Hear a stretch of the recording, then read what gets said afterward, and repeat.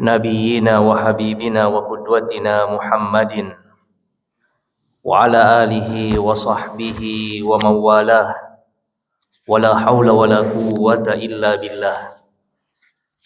اللهم افتح لنا قلوبنا وألهمنا رشدنا واهدنا صراطك المستقيم.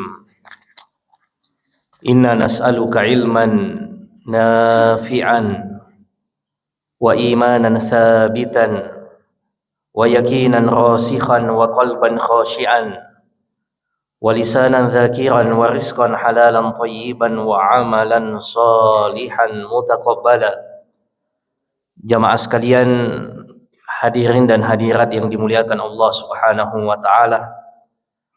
Senantiasa kita memuji dan bersyukur kepada Allah Tabaraka wa taala atas nikmat umur dan kesehatan, taufik dan inayah dari Allah Subhanahu wa taala, sehingga kembali lagi kita bisa menunaikan kewajiban subuh kita berjamaah di tempat yang mulia ini.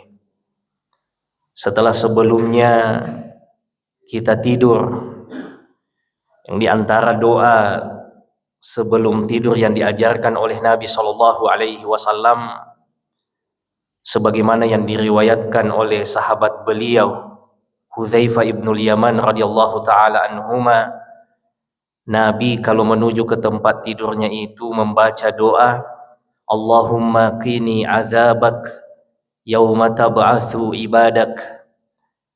Ya Allah, lindungi saya dari azabmu hari di mana kelak engkau membangkitkan hamba-hambamu. Ini diantara doa yang dibaca oleh Nabi kalau mau tidur, selain doa yang familiar yang biasa kita dengar, Bismika Allahumma amutu wa ahya. Ada doa tidur yang lain yang diriwayatkan oleh Imam At-Tirmidzi, Allahumma qini azabak yauma tab'atsu ibadak.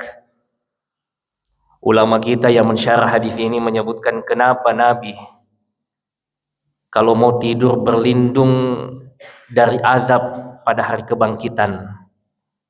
Karena orang tidur itu, jamaah sekalian, dia tidak bisa menjamin ia masih akan bangun. Boleh jadi nanti bangunnya sekaligus pada hari kebangkitan. Maka sebelum ia tidur, melo dua memen nih.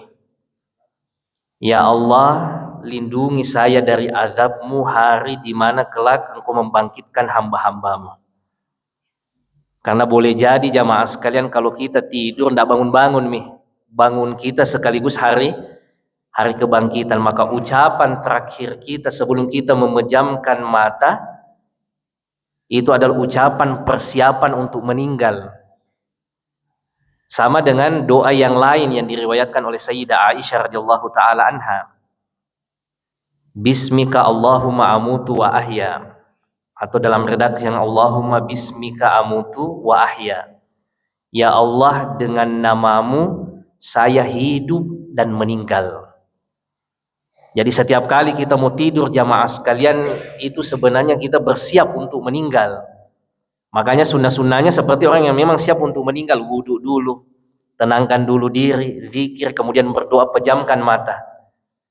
Kalau ternyata Allah masih mengaruniakan kita nikmat bangun, makanya kita yang paling pertama kita lakukan apa? Bersyukur. Alhamdulillahilladzi ahyana ba'dama amatana. Segala puji bagi Allah Subhanahu wa taala yang membuat kita hidup kembali setelah tadi kita meninggal. An-naum akhul maut. Tidur itu saudara dari kematian, jamaah sekalian yang dimuliakan Allah Subhanahu wa taala. Maka tatkala kita terbangun, di antara kita ada mungkin yang sholat malam, siap-siap sholat subuh, itu karunia Allah Subhanahu wa taala. Ternyata kita masih bangun. Alhamdulillah. Kita masih bisa bersua dengan waktu subuh, waktu yang penuh dengan keberkahan, mengawali hari kita dengan berjamaah di rumah Allah Subhanahu wa taala. Jamaah sekalian yang dimuliakan Allah Subhanahu wa taala, pada kesempatan ini sama-sama kita akan belajar satu surah di dalam Al-Qur'an, surah pendek yang cukup familiar dengan kita jamaah sekalian. Ya. surah At-Takatsur. Surah ini diperselisihkan sababun nuzulnya oleh ulama kita. Ada yang mengatakan surah ini adalah surah Makkiyah, dan ini pendapat mayoritas mufassirun. Ada sebagian ulama kita yang menyebutkan surah ini Madaniyah. Makkiyah maksudnya jamaah sekalian bahwa surah ini turun sebelum Nabi SAW hijrah. Tapi ada sebagian ulama kita yang mengatakan surah ini turun setelah Nabi SAW hijrah. Dan sababun nuzulnya jamaah sekalian, ulama kita yang menyebutkan diantaranya Imam Ibnu Katsir di dalam tafsirnya, sebab turunnya surah At-Takatsur ini bahwa dulu orang-orang Quraisy, salah satu tabiat buruk mereka jamaah sekalian, kalau kumpul-kumpul itu senang membangga-banggakan miliknya, senang pamer. Setiap kali ada momen ketemu dengan orang lain, maka itu saja bahan cerita utamanya. Bagaimana mereka membangga-banggakan pencapaiannya. Sekian mi saya uangku, sekian mi anakku, dan seterusnya jamaah sekalian. Sehingga Allah menurunkan ayat ini agar orang beriman tidak terjebak dengan kebiasaan serupa. Ulama kita yang mengatakan surah ini turun pasca hijrah itu menyebutkan sababun nuzulnya adalah ada dua marga dari orang-orang Ansor sahabat Nabi, namanya Bani Harith dan Bani Harithah. Itu baku saing. Dua keluarga besar di kalangan sahabat itu baku saing. Pokoknya tidak mau dikalah. Bani Harith mengatakan kayaknya ini kita punya anggota keluarga ini Aji Fulan, ya kalau konteks kita. Tidak ada mikala kaya di Madinah. Keluarga yang lain juga jamaah sekalian mengatakan hal yang serupa. Bani Harithah, kita juga punya keluarga ini kayaknya tidak ada mikala kaya kalau di Madinah. Sampai mereka jamaah sekalian baku panggil ke kuburan. Lihat kuburannya nenek tak kita. Ini dulu orang paling kaya di sini. Keluarga yang lain juga mengatakan sini, pergi juga ke kuburan sini. Ini dulu nenekku. Tidak ada orang di Madinah yang tidak kenal banyaknya hartanya. Itu kebiasaan orang-orang Arab dahulu jamaah sekalian. Bahkan masih terjadi di kalangan sahabat Nabi SAW. Maka Allah mengingatkan dengan surah At-Takatsur ini. Allah Subhanahu wa taala berfirman jamaah sekalian, Ba'da a'udzu billahi minasyaitonir rajim. Bismillahirrahmanirrahim. Alhaakumut takatsur. Berbangga-bangga dengan memperbanyak telah melalaikanmu, kata Allah Subhanahu wa taala. At-takatsur jamaah sekalian berasal dari kata katsir. Katsir itu artinya apa? Banyak. Makanya orang Arab itu kalau berterima kasih, syukran katsiran, terima kasih banyak. Ya. Ada seorang ulama namanya Ibnu Katsir, ulama seorang ahli tafsir. Berbangga-bangga telah melalaikanmu dari memperbanyak pencapaian-pencapaian. Apakah kita tidak boleh jamaah sekalian untuk memperbanyak harta dan yang lainnya? Tentu saja boleh. Bahkan dalam kondisi-kondisi tertentu itu justru lebih baik, lebih bagus. Ya, karena banyak yang bisa kita lakukan kalau kita punya banyak harta. Apa-apa sekarang itu butuh harta. Ya, mau bangun masjid, ada uang na jadi. Ya, kita bisa ambil bahan bangunan dulu kan tetap juga harus dibayar. Mau sekolah tinggi-tinggi juga hadapi uang, apalagi kalau tidak dapat beasiswa. Umroh dan haji apalagi. Mau reguler daftar tunggunya panjang, mau bayar yang mahal juga kadang-kala belum tentu keluar visanya. Ada saja uang belum tentu bisa berangkat, apalagi kalau tidak ada memang nih. Mau zakat butuh harta. Jadi punya harta banyak bagus. Iya. Tidak dilarang di dalam agama, bahkan beberapa teks itu memotivasi. Cuma bagaimana kita menyikapi harta itu yang dikontrol di dalam agama. Bagaimana kita bertanggung jawab dengan karunia Allah Subhanahu wa taala yang bernama harta, kedudukan, keluarga dan yang lainnya jamaah sekalian. Nah, di sini masalahnya dahulu orang-orang Quraisy dan juga kadang-kala menjangkiti orang beriman. Ia terjebak untuk berkompetisi mengalahkan orang lain dalam memperbanyak harta, memperbanyak keturunan dan mendapatkan status sosial. Jadi bukan ia termotivasi untuk mendapatkan harta supaya bisa berdaya guna, bisa bermanfaat lebih banyak. Harta itu bisa menjadi mafia, menjadi jembatan untuk mendapatkan ridho Allah Subhanahu wa taala. Justru ia terjebak untuk mau mengalahkan orang saja. Dan itulah yang membuat orang jadi lalai jamaah sekalian. Kenapa?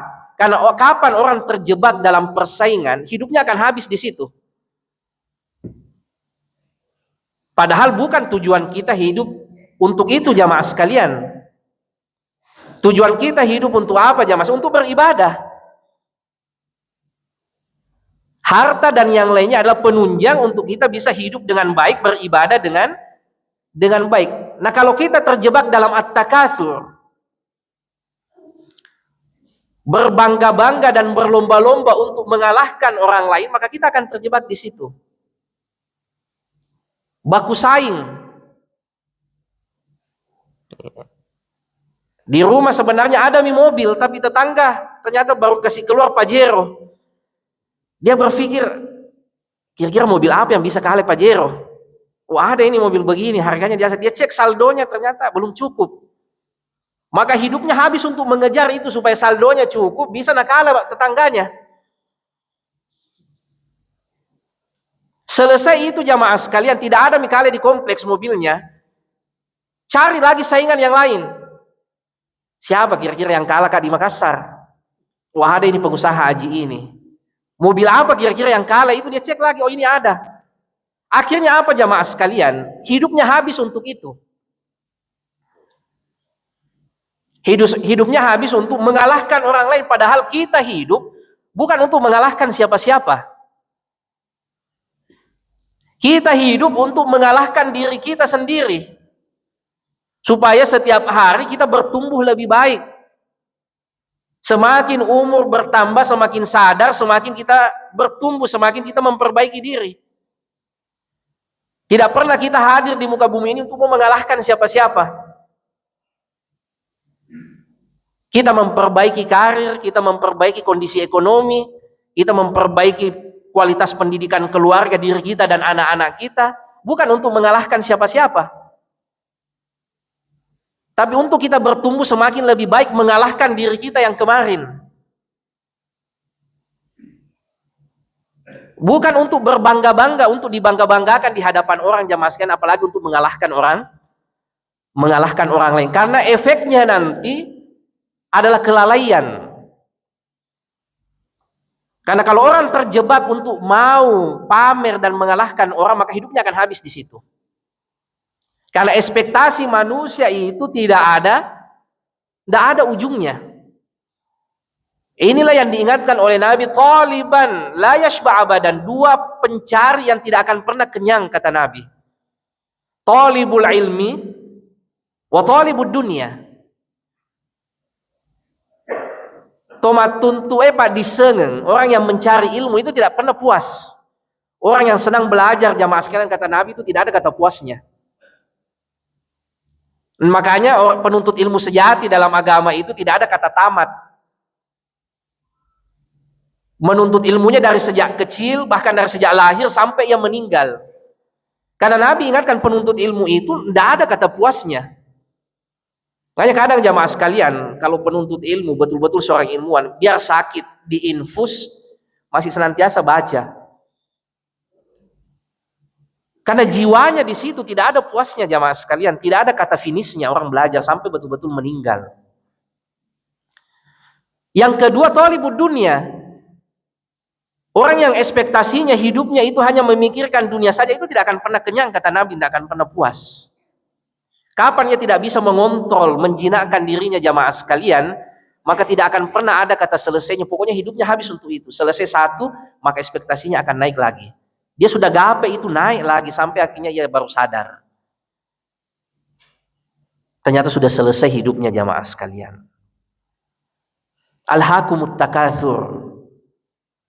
Berbangga-bangga dalam memperbanyak dunia telah melalaikan kalian. Dulu jamaah sekalian, orang Quraisy itu selalu membanggakan dua hal. Nanti dikatakan sukses kalau banyak pada dua hal. Banyak hartanya dan banyak anaknya. Jadi setiap kumpul-kumpul jamaah sekalian selalu itu dicerita berapa kita anak takji. Baru 7. Alhamdulillah 11 mi. Iya. Makanya di dalam Al-Quran selalu digabungkan itu harta dan anak, karena itu tradisinya orang dulu berbangga-bangga dengan itu. Iya. Cerita tentang hartanya jamaah, akhirnya orang terjebak bagaimana mau mengalahkan orang, karena itu jadi bicara kalau kumpul. Makanya Allah mengingatkan jangan sampai itu juga orang-orang beriman terjebak dengan yang seperti itu. Akhirnya apa jamaah sekalian? Akhirnya terlalaikan dari tujuan yang sesungguhnya. Kemudian Allah Subhanahu wa taala berfirman, hatta zurtumul maqabir. Sampai kalian masuk ke dalam kubur. Itulah tadi yang kita sebutkan jamaah sekalian. Tidak ada yang bisa menghentikan obsesi manusia untuk memperbanyak dunianya kecuali tanah kuburan. Di dalam ayat ini jamaah sekalian ada diksi yang unik yang digunakan oleh Allah Subhanahu wa taala. Allah tidak mengatakan hatta dakhaltumul maqabir, sampai engkau masuk dalam kuburan, tapi hatta zurtumul maqabir. Allah menggunakan kata ziarah, sampai engkau menziarahi kuburan.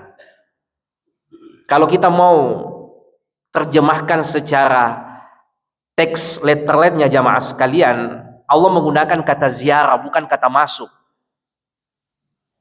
Makanya ulama kita ada dua tafsirannya. Yang pertama, zurtumul maqabir ini maksudnya sampai kamu meninggal baru engkau sadar bahwa ternyata tidak ada ujungnya yang seperti ini, berbangga-bangga seperti ini. Dan kenapa orang yang meninggal juga dikatakan orang yang berziarah kubur? Karena kuburan itu bukan tempat selamanya. Ziarah itu kan jamaah sekalian datang dan pergi, itu namanya ziarah. Itu sudah jadi bahasa Indonesia juga. Ziarah itu datang dan pergi, tidak tinggal selamanya. Kemana kita mau pergi ziarah? Atau kalau orang Bugis masyarah. Masyarah itu kan datang, kemudian setelah itu kan tidak tinggal selamanya di rumahnya, orang pergi. Nah, kenapa dalam konteks kubur Allah juga menggunakan kata zurtumul maqabir, menziarahi kubur bagi orang yang meninggal? Kenapa orang yang meninggal dikatakan juga oleh Allah sebagai orang yang menziarahi kubur? Karena kubur ini bukan tempat selamanya untuk kita. Kita juga cuma transit. Kubur ini bukan alam selamanya untuk kita. Kita hanya transit menunggu hari kebangkitan. Ada waktunya juga nanti kita akan meninggalkan alam kubur. Sebagaimana yang disebutkan oleh Allah di dalam Al-Quran. Afala ya'lamu idza bu'thira ma fil kubur. Tidakkah mereka mengetahui bagaimana nanti tatkala sudah tiba masanya orang-orang itu dibangkitkan, dikeluarkan dari kuburannya. Maka inilah jamaah sekalian yang bisa menghentikan kita dari obsesi-obsesi itu. Dalam hadis yang lain Rasulullah Shallallahu Alaihi Wasallam bersabda, "Lau kana libni Adam wadiyan minadz zahab." Sekiranya itu anak cucu Adam, Adami dua lembahnya penuh dengan emas, labtago thalithan, maka itu tetap tidak cukup baginya. Pasti dia mau mengejar dapat yang ketiga. Tidak ada kata puasnya, kata Rasulullah. Padahal jamaah sekalian dua lembah yang sudah penuh dengan emas, tapi itu belum cukup kata Rasulullah. Pasti dia mau lagi yang ketiga. Apa yang bisa menghentikan itu? Apa kata Nabi? Tanah kuburan saat pertama kali ia dimasukkan ke liang lahat dan kemudian ditimbun, nanti berhenti saat begitu. Hatta zurtumul maqabir. Nanti tatkala meninggal baru tahu ternyata begini Pak. Coba jamaah sekalian, orang yang tahu bahwa besok ia akan meninggal, sekiranya ada orang yang tahu besok ia akan meninggal, kira-kira apa yang ia pikirkan? Apa yang langsung menjadi pemikirannya yang paling berat jamaah sekalian? Apa ia masih memikirkan saldonya? Apa ia masih memikirkan mobilnya? Apa ia masih memikirkan pencapaiannya? Baru sadar ternyata mau balik pergi. Mungkin baru ia mau memperbaiki sholatnya, baru memperbaiki bekalnya, yang ia sadar karena memang tujuan itu ia hadir ke dunia. Tidak ada jamaah orang yang mau meninggal besok itu masih ia periksa saldonya dan seterusnya. Ia masih bagaimana di mobil, akinya mobil dan seterusnya. Ternyata mau pergi. Dia evaluasi bekalnya berapa, sebenarnya bekalku ini yang saya persiapkan untuk menemui Allah Subhanahu wa taala, dan untuk tujuan itulah sebenarnya kita hadir jamaah sekalian. Jangan kita terjebak dengan at-takatsur. Hatta zurtumul maqabir, jangan sampai meninggal baru kita sadar. Sama dengan Fir'aun jamaah sekalian, waktu masih hidup ia terjebak dengan at-takatsur. Tidak ada kalah hartanya, tidak ada kalah jabatannya. Bahkan ia bisa kontrol siapa yang mau ia bunuh, ia bisa vonis. Siapa yang mau ia pertahankan kehidupannya, bisa vonis. Sampai akhirnya ia mendaulat dirinya sebagai Tuhan, ana rabbukumul a'la. Saya Tuhanmu yang paling tinggi, kata Fir'aun. Kapan Fir'aun sadar? Saat mau meninggal, saat tenggelam. Hatta idza adrakahul gharaqu qal.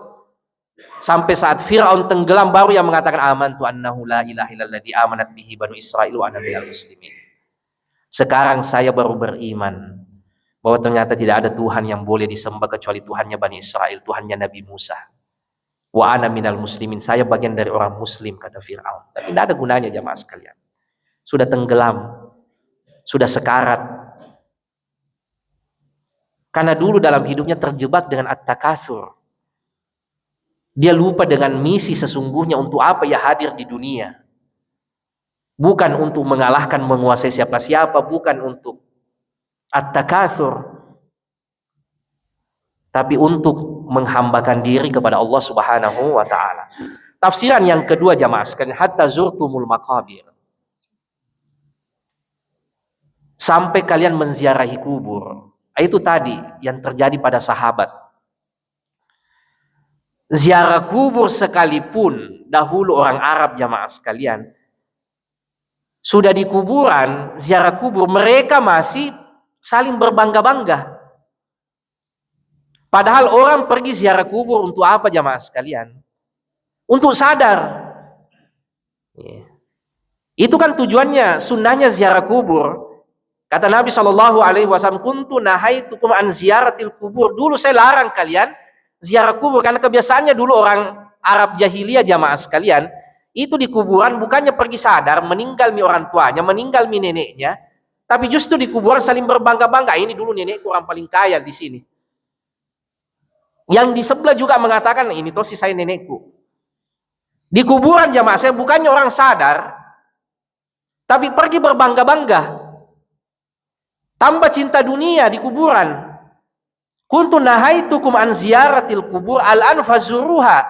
Sekarang kata Nabi, pergilah berziarah kubur.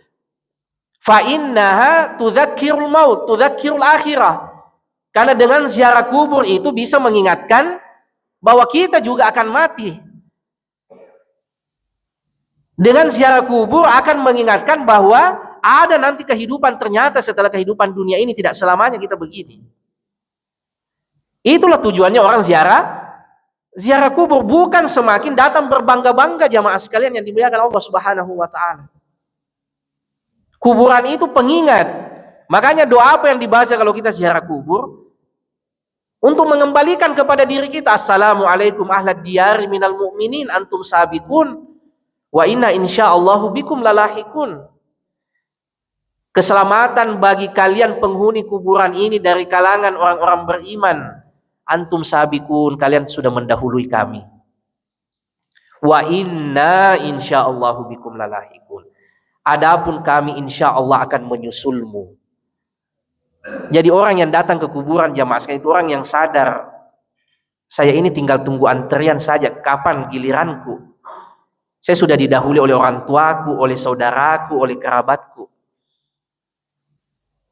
Sehingga ia menyadari jamaah sekalian bahwa ia hanya tinggal menunggu waktu. Jangan terjebak untuk at-takatsur, jangan malah sebaliknya. Di kuburan justru berbangga-bangga jamaah sekalian, saling membangga-banggakan pencapaian-pencapaian dunianya. Kalau pencapaian akhirat bagus saja, itu pun dalam rangka untuk kesombongan tidak bagus tentu saja. Tapi kalau untuk memotivasi diri sendiri, dulu kakekku ketua MUI, dulu kakekku imam muhajirin, masa saya cucunya, ndak ada hafalan Qur'annya, ndak bisa jadi imam, ndak ada nato masalah kan, padahal dulu yang kakekku ketua MUI di Makassar misalnya. Tapi bukan untuk membangga-banggakan pada orang lain. Apa gunanya juga membanggakan orang yang sudah meninggal pada orang lain jamaah sekalian. Makanya orang Arab mengatakan laisal fata man yaqulu huwa abi. Laki-laki sejati itu bukan orang yang mengatakan dulu bapakku begini, dulu kakekku begini. Walakin fata man yaqulu ha anata. Laki-laki sejati itu yang mengatakan inilah saya. Jangan saya diukur dengan bapak dan nenekku, tapi siapa saya, inilah saya. Hatta zurtumul maqabir. Orang-orang dahulu jamaah sekalian sampai di kuburan sekalipun yang seharusnya mereka sudah sadar nih, tapi mereka masih malah justru semakin menjadi-jadi berbangga-bangga di kuburan. Ya. Kemudian ya, jamaah sekalian yang dimuliakan Allah Subhanahu wa taala. Allah Subhanahu wa taala berfirman pada ayat yang setelahnya, kalla saufa ta'lamun. Di ayat yang setelahnya Allah ulangi lagi, tsumma kalla saufa ta'lamun.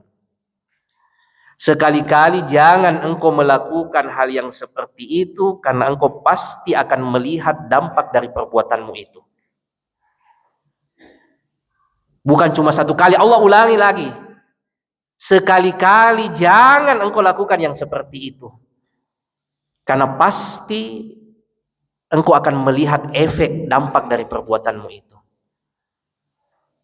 Kenapa Allah Subhanahu wa taala jamaah sekalian sampai perlu mengulangi peringatannya? Kata ulama kita ini menunjukkan bahwa orang yang lalai itu memang tidak cukup diperingatkan cuma satu kali. Harus sering-sering diingatkan orang. Harus sering-sering diulangi. Sama kita jamaah sekalian kalau memperingatkan anak kita. Nah ingat ki sholat tak. Kadang-kala kayak baru tadi diingatkan ketemu lagi. Nah ingat ki nah sholat tak. Karena begitu memang jamaah sekalian dalam memberikan peringatan. Bukan cuma satu kali. Makanya dalam hadis jamaah sekalian, berapa banyak hadis Nabi SAW, Nabi itu ulang-ulangi pesannya sampai 3 kali jamaah sekalian. Sampai betul-betul tinggal diingat, dipahami, baru pisah dengan sahabatnya jamaah sekalian. Maka begitu juga uslub Qur'ani. Cara Allah Subhanahu wa taala memperingatkan, kadangkala Allah mengulang-ulangi pesannya.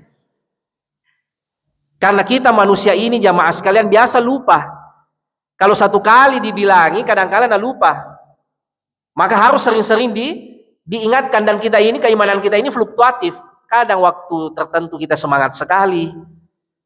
Kadang di lain waktu kemudian dodong lagi. Maka itu pentingnya peringatan dan mengulang-ulangi peringatan jamaah sekalian. Karena tidak ada di antara kita yang seperti nabi dan malaikat.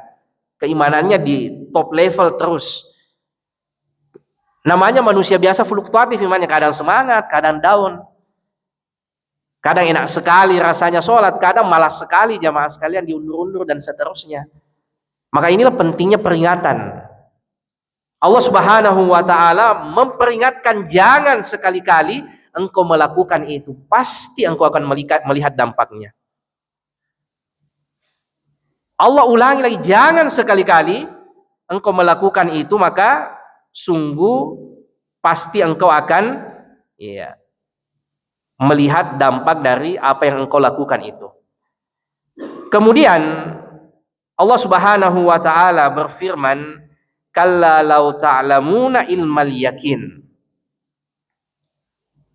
Sekali-kali jangan lakukan itu ya, sekiranya engkau mengetahui dengan ilmu yakin.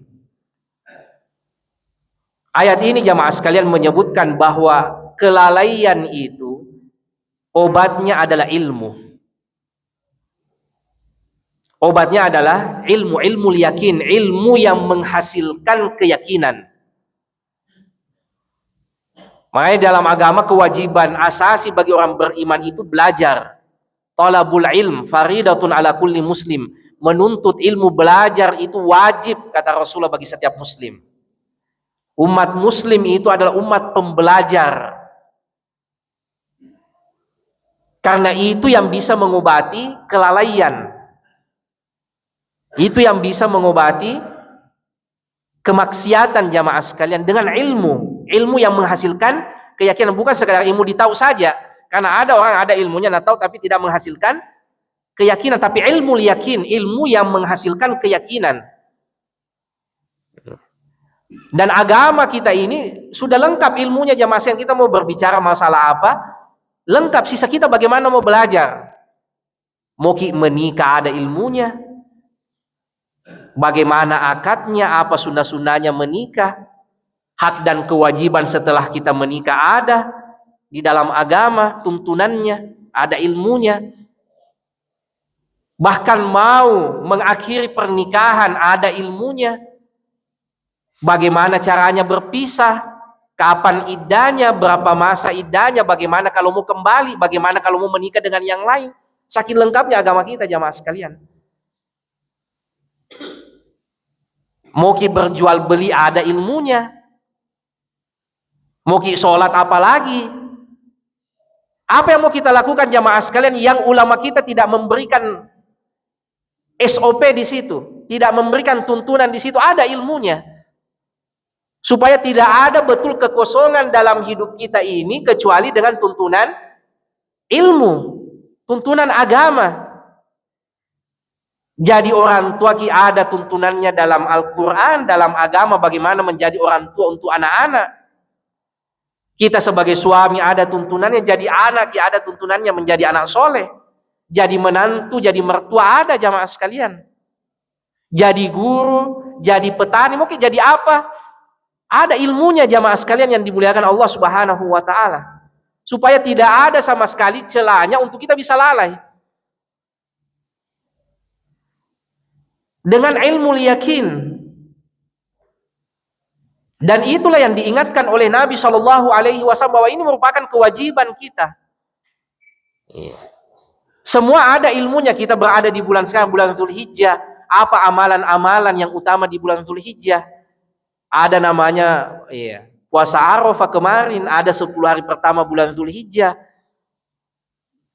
Ada hari tasyrik, Idul Kurban. Hewannya yang mau dikurbankan sudah dijelaskan di dalam agama oleh Nabi. Ada 4 cacat pada hewan yang tidak boleh dikurbankan. Lengkap sekali jamaah sekalian. Selesai bulan Dzulhijjah nanti ada lagi bulan Muharram. Apa yang dilakukan di bulan Muharram? Ada puasa Asyura, ada puasa Tasu'a dan seterusnya. Nanti setelah itu dan seterusnya jamaah sekalian. Ketemu lagi dengan bulan Ramadan dan seterusnya. Ada semua ilmunya jamaah sekalian. Cuma masalahnya kita mau tidak belajar. Mau tidak meluangkan waktu untuk belajar. Jangan sampai hatta zurtumul maqabir, kita meninggal menghadap Allah Subhanahu wa taala. Allah 60 tahun, 70 tahun. Apa yang kau gunakan dulu waktu hidup? Apa mau pelajari? Nah, tidak mau tahu mandi wajib. Apa dulu mau bikin waktu hidup di dunia? Biar mandi wajib ini tidak mau tahu. Apa yang akan kita jawab jamaah sekalian di hadapan Allah Subhanahu wa taala? Padahal untuk membaca yang lain, menonton yang lain, kita ada waktu. Tapi untuk mempelajari hal yang paling asasi dalam hidup kita, mandi wajib, rukun-rukun sholat, rukun wudhu, tidak ada waktu jamaah sekalian, kita belum tahu. Ilmu yakin, ilmu inilah jamaah sekalian yang bisa menjadi panglima kita, mengontrol kita. Inilah peta kehidupan kita jamaah sekalian. Karena apa saja itu mesti ada kontrolnya, mesti ada panduannya. Orang berbicara tentang kedokteran jamaah sekalian kan ada ilmu kedokteran. Tidak mungkin tukang ojek, ustadz mau masuk-masuki itu.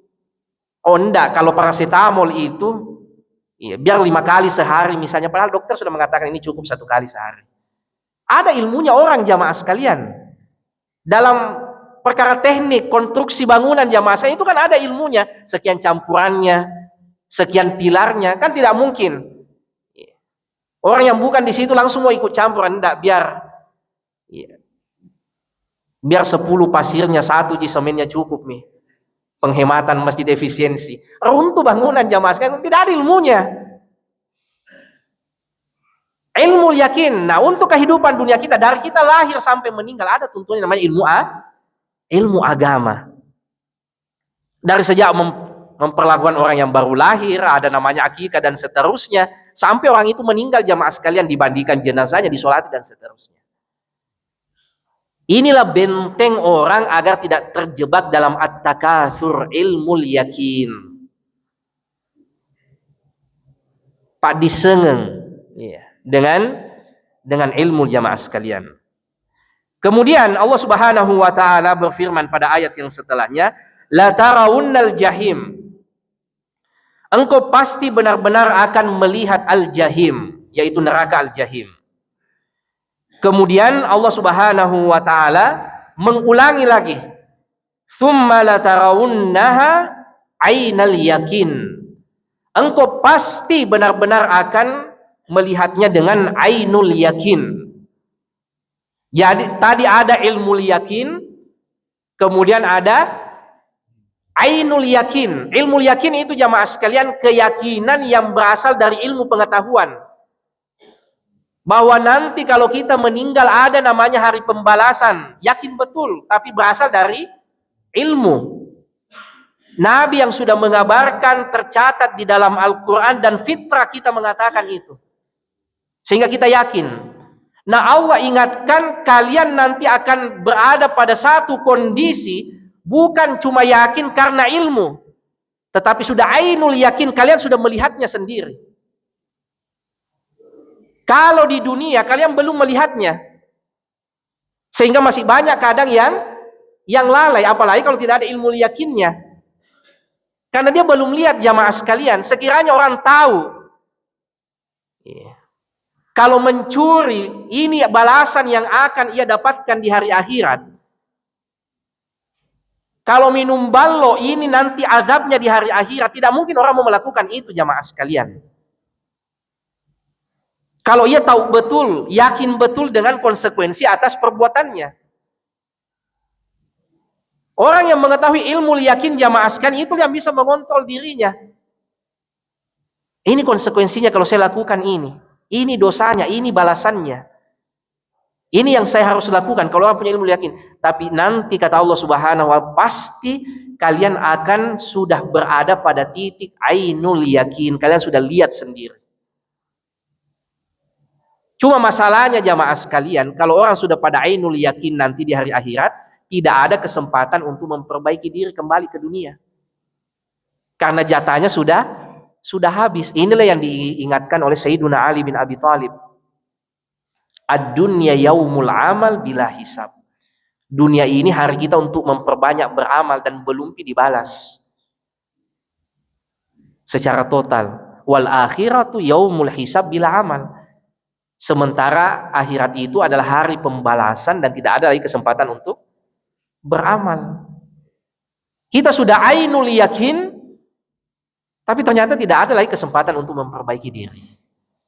Makanya ini yang Allah ingatkan, ada nanti masanya kalian itu ainul yakin, melihat betul, oh ternyata ada betul namanya balasannya. Dulu kita cuma dengar, dulu cuma dibaca, ternyata ada tojeng, engkatongeng. Itulah ainul yakin jamaah sekalian yang dimuliakan Allah Subhanahu wa ta'ala. La tarawunnal jahim. Kalian pasti akan melihat neraka itu bagaimana dahsyatnya jamaah sekalian. Ada waktunya kalian akan melihat. Kapan orang pertama kali akan melihat neraka jamaah sekalian? Kapan orang pertama kali akan melihat neraka? Sejak di alam kubur.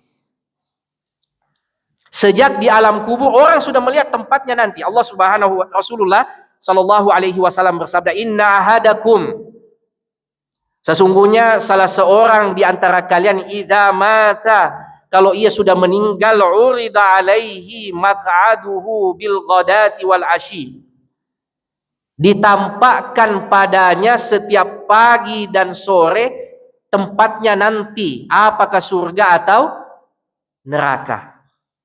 In kana min ahlil jannah, kata Nabi, kalau ia penduduk surga, famin ahlil jannah, maka ia sudah lihat nanti bagaimana tempatnya di surga. Wa in kana min ahlin nar, kalau nanti ternyata tempat penghujungnya adalah neraka, famin ahlin nar, maka ia sudah lihat tempatnya di neraka bagaimana. Fayuqal ma maq'aduka hatta yab'atsukallahu yaumal qiyamah, tanyalah apa nanti tempat kembalimu setelah hari kebangkitan. Jadi sejak orang di alam kubur, jamaah sekalian, ia sudah lihat ini nanti tempatku. Makanya ada namanya nikmat kubur, ada namanya siksa kubur. Nikmat kubur, jamaah sekalian, orang sudah lihat nanti tempatnya. Enaknya nanti. Sebagaimana siksa kubur, jamaah sekalian, belum masuk neraka tersiksa memang nih. Itu kan batin itu tersiksa, jamaah sekalian, jangankan nanti di alam kubur, di dunia saja. Orang bisa tersiksa batinnya padahal dia belum melakukan itu atau belum dihukum. Ada orang melanggar, jamaah sekalian, pidana. Baru baca undang-undang sekian tuntutannya, tidak bisa tidur. Ternyata tuntutannya bisa sampai 20 tahun. Padahal belum ada putusan pengadilan, bahkan belum masuk pengadilan, baru baca undang-undangnya, jamaah sekalian, tidak bisa tidur. Padahal belum mungkin ditangkap sama polisi juga.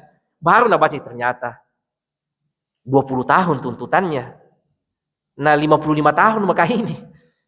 Kalau masuk penjara, anggaplah misalnya dapat remisi 10 tahun. 65 tahun baru saya keluar, tua maka. Tidak bisa tidur, jamaah sekalian, padahal belum juga sidang, belum juga putusan. Dia sudah menderita, jamaah sekalian. Nah bagaimana lagi dengan orang yang sudah di alam kubur, dia sudah tahu nanti pasti masuk neraka.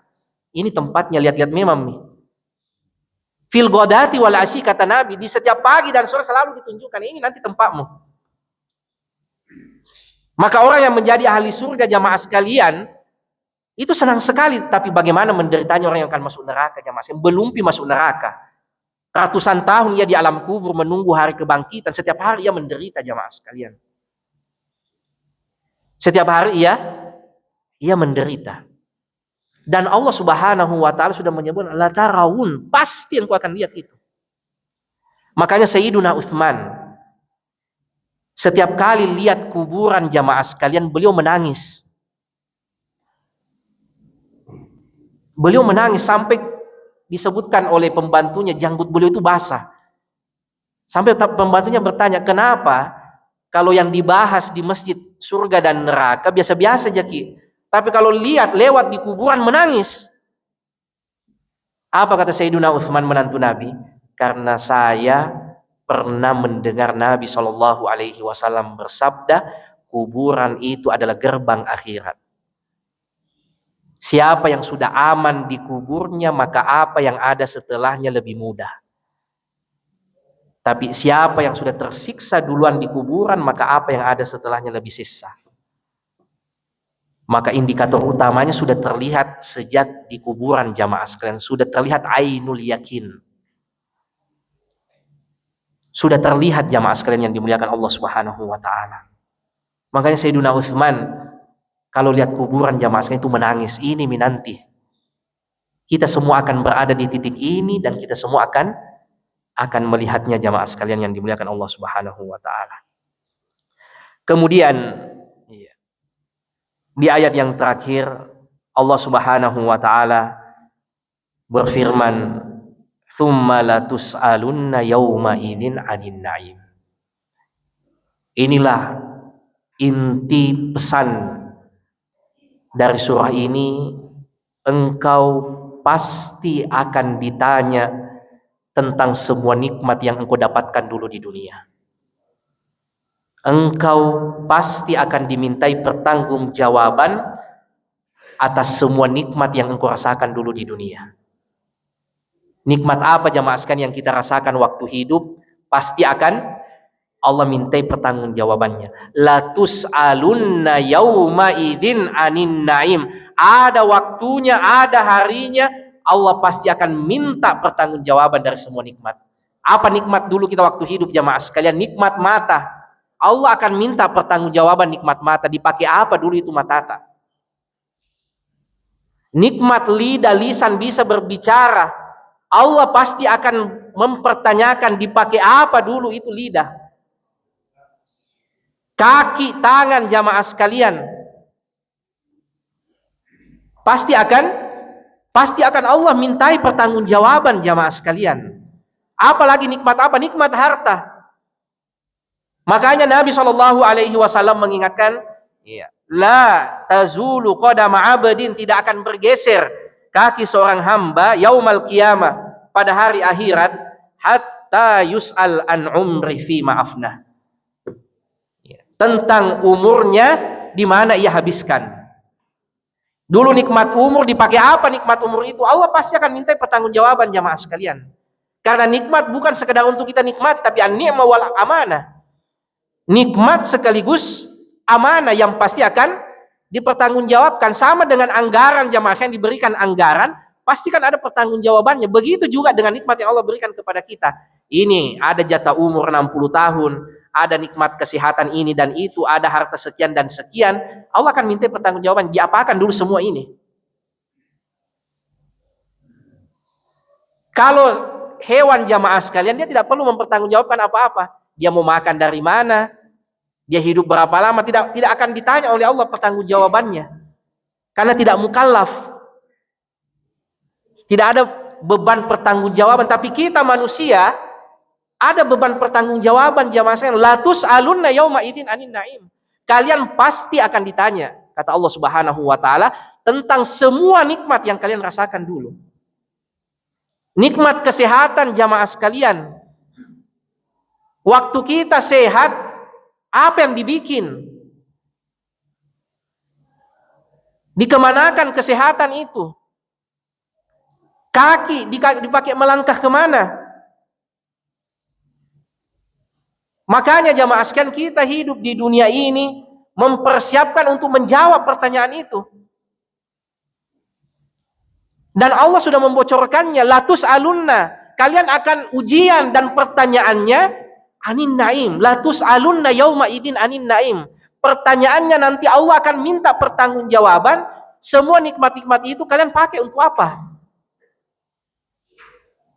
Kita di dunia ini ujian yaumul bala jamaah sekalian, darul bala, darul imtihan.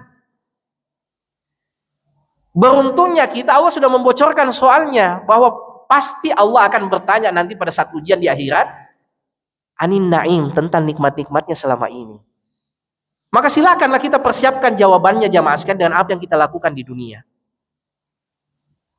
Karena dengan otomatis nanti kita akan berkata jujur. Karena siapa yang mau kita tipu di akhirat jamaah sekalian? Semua berbicara. Karena mempersiapkan jawaban adalah dengan menjaga sikap kita saat masih hidup.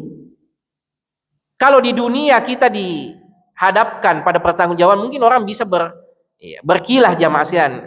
Dibawa kemana ini, kita bisa berdusta, bisa berbohong.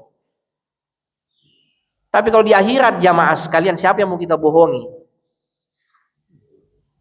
CCTV-nya Allah lengkap, malaikatnya itu jamaah sekalian. Makanya Rasulullah mengatakan mukirun ghairu mungkir. Semua orang akan mengakui di hadapan Allah, betul Allah, saya lakukan dulu itu. Ghairu mungkir, tidak ada satupun yang bisa mengingkari. Kalau di dunia jamaah sekalian orang bisa berkilah, enggak, bukan saya yang lakukan. Enggak pernah kah begitu? Karena manusia daya pantaunya terbatas jamaah sekalian. Laporan bisa dimanipulasi, video bisa diedit. Tapi kalau malaikatnya Allah bisa diedit jamaah sekalian laporannya. Mukirun ghairu mungkir, kata Rasulullah. Semua orang akan mengakui, ya Allah, betul pada tanggal ini, hari ini saya lakukan itu. Tidak ada satupun yang bisa mengingkari jamaah sekalian. Dan Allah akan minta pertanggungjawaban kenapa sampai lakukan seperti itu. Padahal sehat. Saya kasih harta yang bagus, ekonomi yang bagus, tapi kenapa lakukan yang seperti ini? Saya kasih umur seperti ini, tapi kenapa seperti ini jadinya? Mukir betul ya Allah saya lakukan itu. Tidak ada kesempatan untuk memungkir jamaah sekalian yang dimuliakan Allah Subhanahu wa taala. La tus'alunna yauma idzin anin na'im. Kita pasti akan ditanya oleh Allah Subhanahu wa taala tentang segala kenikmatan yang kita rasakan.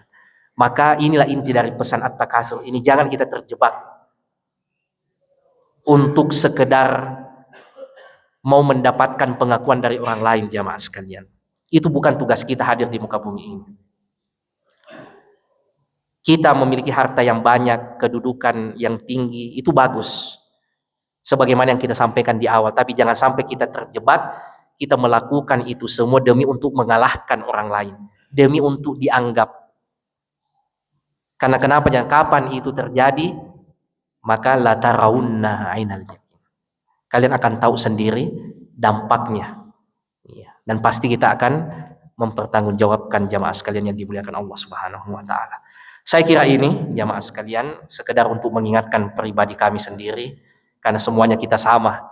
Ya, tidak ada di antara kita nabi dan malaikat. Semuanya kita terus belajar, karena itu tadi. Kita bukan untuk mengalahkan siapa-siapa, tapi kita untuk mengalahkan diri kita sendiri. Setiap hari semakin kita terus memperbaiki diri, setiap hari semakin kita terus bertumbuh, terutama memperbaiki hubungan kita dengan Allah Subhanahu wa taala dan memperbaiki hubungan kita dengan sesama makhluk Allah Subhanahu wa taala.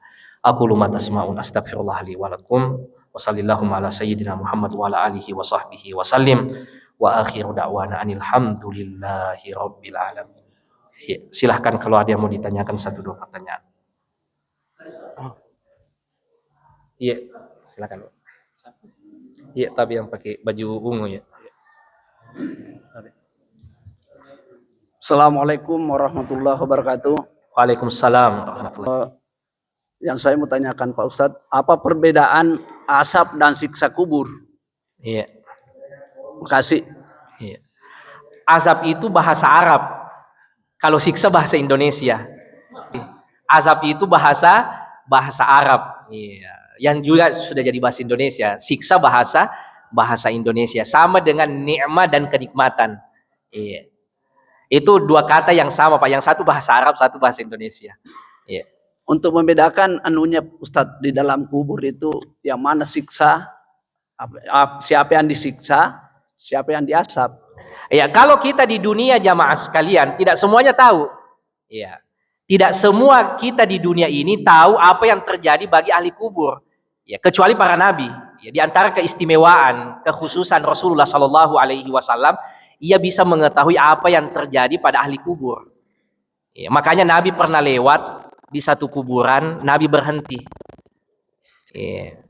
Kata Nabi Shallallahu alaihi wasallam, orang yang ada di dalam kubur ini sementara disiksa.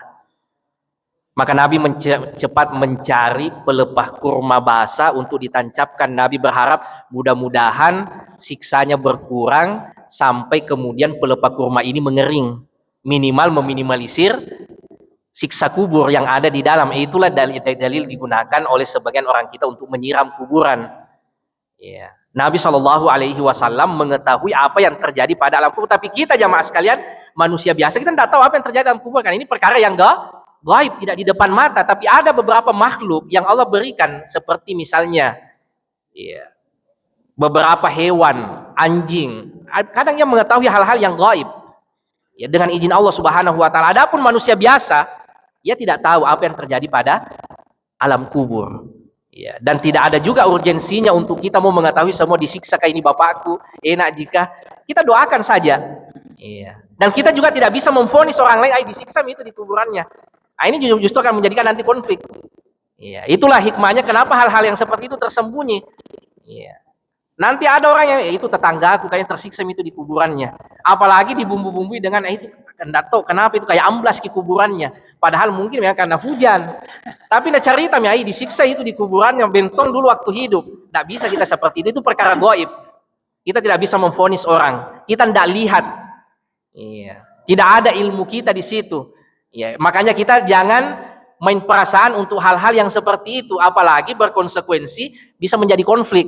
Kayaknya disiksa itu, saya lihat tanahnya amblas, padahal memang musim hujan atau daerah situ memang biasa amblas. Itu kan orang kita kadang menghubung-hubungkan ke arah yang seperti itu, padahal ini perkara gaib, kita tidak tahu hakikat sebenarnya. Orang sudah meninggal, sudah kita berprasangka baik, banyak-banyak doakan. Ya. Doakan yang terbaik. Ya. Ia mendapatkan nikmat atau azab kubur, itu rahasianya dengan Allah Subhanahu wa taala. Kecuali orang tertentu yang bisa tahu seperti Nabi tadi. Ia tahu ada orang disiksa, ditanya, "Apa ya Rasul, kenapa sampai disiksa?" Gara-gara dua hal, kata Nabi, yang dulu ia anggap remeh. Apa itu? Membicarakan orang dan tidak perhatian dengan air kencing. Itu diantara hal yang bisa menyebabkan azab kubur. Mudah-mudah kita membicarakan orang, itu kan memang nikmat sekali jamaah sekalian. Dosa yang dinikmati oleh orang. Tidak ada itu orang mau atau sampai berani sabung ayam di masjid. Tidak ada juga orang berani pesta balok di masjid. Tapi orang kadang jamaah sekalian bergibah di masjid. Cerita tentang keburukan orang di masjid, duduk-duduk sama bapak-bapak, ibu-ibu, dia cerita tentang keburukan orang di masjid. Orang nikmati jamaah sekalian. Itulah yang bisa menyebabkan azab kubur, kata Nabi. Hal yang dipandang remeh tapi justru menyebabkan azab kubur. Masalah air kencing juga orang anggap remeh kadang. Biasa saya sampaikan kadang, ada yang pernah cerita dia naik motor hujan, dia tidak mau kencing jamaah sekalian, dia mau malas sehingga kencing, tidak apa-apa, tak kalah kencing mas saja, tidak ada yang lihat karena basah juga. Orang tidak perhatian jamaah sekalian dalam perkara-perkara najis, padahal itu tadi ada ilmunya dalam agama. Saya kira itu, wallahu taala alam. Satu lagi Pak Ustaz, bisa? Iya, Prof, silakan. Terakhir, Prof. Terakhir, Prof. Pak. Enggak kedengaran suaraku. Iya, Prof, kedengaran. Mohon maaf Pak, maaf Pak Ustaz. Perusahaan Pak Ustaz bilang, setiap manusia dimintai pertanggungjawaban. Iya. Nah, sekarang pertanyaannya, ini hari kita mau makan kondro. Oh. Kondro hasil kurban. Iya, Prof. Nah, sekarang jadi pertanyaannya nanti, bagaimana kita nanti ini sudah pakai makan kondro baru diminta pertanggungjawaban. Nah, kondro ini yang kita makan hasil sisa pembagian kurban. Iya. Ada lebih-lebihnya itu kurban. Iya. Hadiah. Hadiah Pak Ustaz. Itu yang itu yang kita syukuri sekarang Pak Ustaz. Alhamdulillah. Nah, sekarang ada pertanyaan kedua ini Pak Ustaz. Iya. Apakah itu keputusan Tuhan itu bersifat mutlak dalam urusan manusia di dunia dan di akhirat? Karena kan saya pernah baca itu doa salat tahajud, dia bilang bahwa Tuhan itu raja dan langit, pemilik langit dan bumi beserta isinya dan memutuskan segala urusan manusia. Nah, sekarang pertanyaannya Pak Ustaz, bagaimana misalnya keputusan Tuhan sementara manusia sendiri menentukan pilihannya? Sementara satu sisi ada yang mungkin sifatnya hukumnya haram, tapi Allah kasih. Iya. Nah, sekarang di mana relasinya itu, Pak Ustaz? Oh iya. Kasih. Pertanyaan yang pertama terkait dengan kondro. Yang penting kondronya halal. Jaga kesehatan tak. Jangan sampai tensi sudah tinggi, kolesterol tinggi tapi masih digeso makan kondro. Itu nanti akan dipertanggungjawabkan. Kenapa dulu tinggi tensimu masih mau geso makan kondro? Itu bagaimana kita pertanggungjawabkan nanti di hadapan Allah. Tapi kalau sehat-sehat aja kinain aja dirasa perasaan, silakan dimakan. Yang penting halal. Yang kedua, Nabi SAW pernah ditanya dengan pertanyaan yang serupa. Wahai Rasulullah, bagaimana kita ini manusia? Kan sudah jelas tempatnya nanti di surga atau di neraka. Itu kan sudah ada keputusannya sebenarnya. Kenapa masih perlu kita berbuat? Padahal sudah anunasami ujungnya ini. Kenapa masih perlu untuk berbuat? Apa kata Nabi?